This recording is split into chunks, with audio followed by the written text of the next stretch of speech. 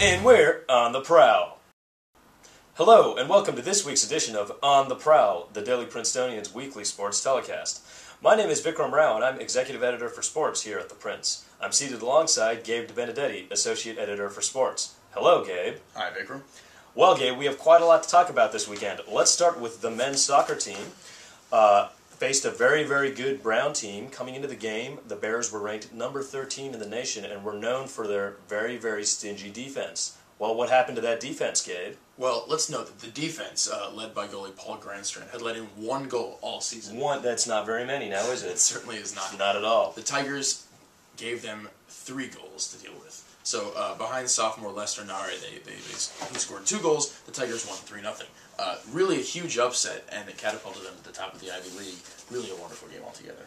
Absolutely. This is a huge win for the team that reached the NCAA tournament last year and lost in the first round. It's been looking to build upon that, go a little further this year, and beating a team like Brown is a very big first step towards that goal. Absolutely. Moving on, the women's soccer team also played Brown this weekend and achieved a similar result. That's right. It was a 1-0 win.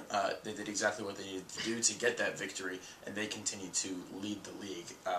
They're a very, very solid team, and things are looking up moving forward. Absolutely. Both soccer teams remain undefeated in the Ivy League. In fact, they've won all their games. That's right. The football team played Colgate this weekend in its last non-league game of the season. Last season, many of you might remember the thrilling double overtime loss to Colgate that the team fell in. The game was televised on ESPNU. It was a primetime game. This year it was a daytime afternoon game, and things didn't go so well. Coming off of last week's big loss to Columbia, Princeton fell 44-10 to the Red Raiders.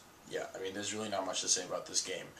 The offense did all right, but what was really suffering for the team was its defensive performance. They have a lot of injuries to deal with, and the Red Raiders really just ran over them completely. Absolutely. The Red Raiders ran for over 300 yards. They're a team known for their power running, and they did just that all day. One big positive to take away from the game is that senior wide receiver Trey Peacock continued what's been quite a season so far. He had 8 catches for 80 yards and a touchdown. And is on his way, it appears, to a 1,000-yard season, which hasn't happened in a while around here. Yeah, he's really developed a lot since last season, and it's been great along with the development of junior quarterback Tommy Warner. Absolutely. Yeah.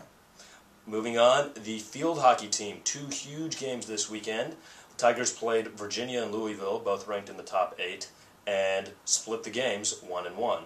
That's right. They went down to Virginia on Friday and lost to the number 4 Cavaliers. Now, the Tigers are number 3 in the nation.